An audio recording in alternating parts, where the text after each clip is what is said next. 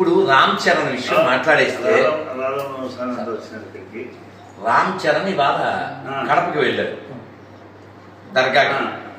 ఓ పిల్లోడు నాకు ఫోన్ చేసి కొంచెం బగబగలు ఆడిపోతున్నారు, కొంచెం అదే కటువుగా మాట్లాడు. గురుజీ ఒకటి ఇవాళ దర్గాకి వెళ్ళాడు అన్నాడు. నాకు తెలీదా రామ్ చరణ్ గురించి ఏం తిట్టకు అంటే మామూలుగా వెళ్ళి ఉంటే పర్లేదు, అయ్యప్ప మాల వేసాడు ఎట్టెళ్తాడు అన్నాడు. నాయన ఎవరు పూర్తి జ్ఞానులు కాదు. రజనీకాంత్ వెళ్ళాడు తిడతావా?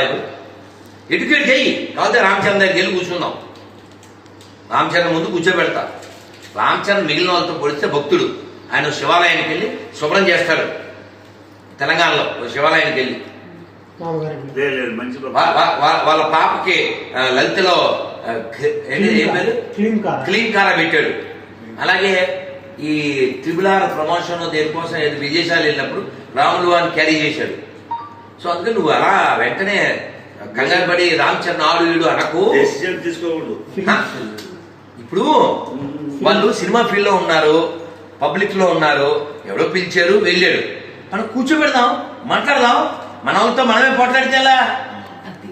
తెరికిపాటి వారో లేకపోతే సాగంటి గారో ఏదో మాట అనేసేసి ఏదో ఒక ప్రేమపూర్వకంగా అనేస్తే వెంటనే నువ్వు వాళ్ళతో క్షమాపణ చెప్పించేస్తావా?